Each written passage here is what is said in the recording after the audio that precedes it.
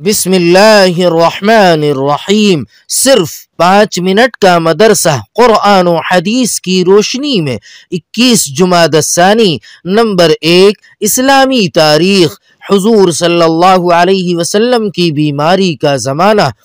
حضور صلی اللہ علیہ وسلم ماہ صفر سن 11 ہجری کو جنت البقیع میں دعائے مغفرت کے لیے تشریف لے گئے۔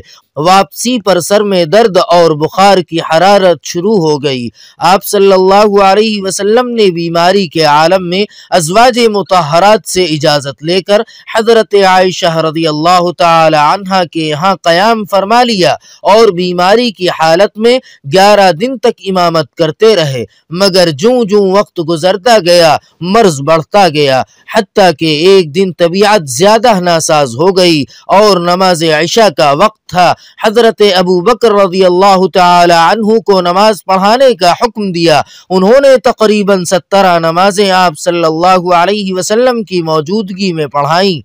ایک دن طبیعت کچھ سنبھلی تو حضرت علی رضی اللہ تعالی عنہ اور حضرت عباس رضی اللہ تعالی عنہ کے سہارے سے نماز ظہر کے لیے تشریف لائے۔ حضرت ابو بکر رضی اللہ تعالی عنہ نماز پڑھا رہے تھے، آہٹ پا کر پیچھے ہٹنے لگے۔ آپ صلی اللہ علیہ وسلم نے ہاتھ کے اشارے سے منع فرمایا اور خود ان کی بائیں طرف بیٹھ گئے۔ نماز کے بعد فرمایا، اللہ تعالیٰ نے اپنے بندے کو اختیار دیا ہے کہ چاہے وہ دنیا کی نعمتوں کو قبول کر لے یا جو کچھ آخرت میں اللہ کے پاس ہے اس کو پسند کر لے، لیکن اس بندے نے ان چیزوں کو قبول کر لیا ہے جو اللہ تعالیٰ کے پاس ہے۔ نمبر 2، اللہ تعالیٰ کی قدرت۔ نرخرا یعنی گلے کی نالی۔ ہم جو آواز نکالتے ہیں، بات کرتے ہیں، اللہ تعالیٰ کی قدرت دیکھیے۔ اللہ تعالیٰ نے آواز نکالنے کا کام نرخرا کے ذمے لگا رکھا ہے۔ نرخرا گلے میں ایک نالی ہے جس کو ٹینٹوا کہتے ہیں۔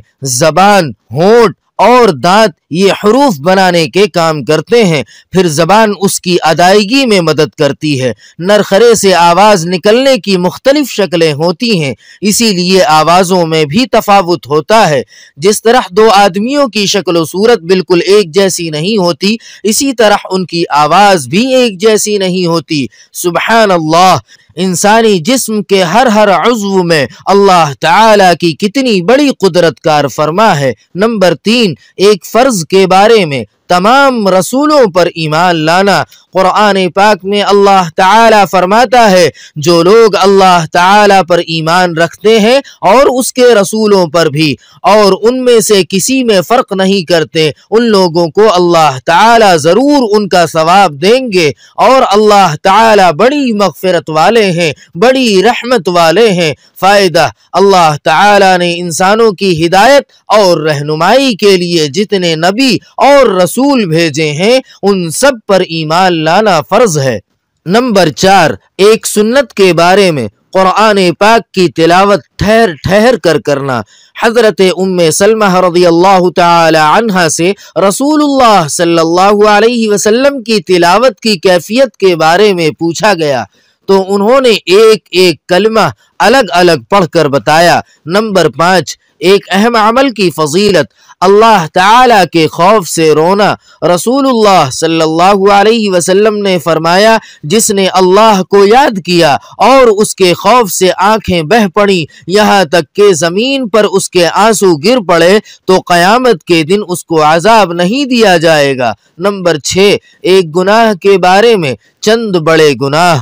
رسول اللہ صلی اللہ علیہ وسلم نے فرمایا، 4 شخص ایسے ہیں کہ اللہ تعالیٰ کو حق ہے کہ ان کو نہ تو جنت میں داخل کریں اور نہ اپنی نعمتوں کا مزہ چکھائیں۔ 1، شرابی کا عادی۔ 2، ناحق یتیم کا مال کھانے والا۔ 3، سود کھانے والا۔ 4، والدین کی نافرمانی کرنے والا۔ نمبر 7، دنیا کے بارے میں۔ دنیا ذلیل ہو کر کب آتی ہے؟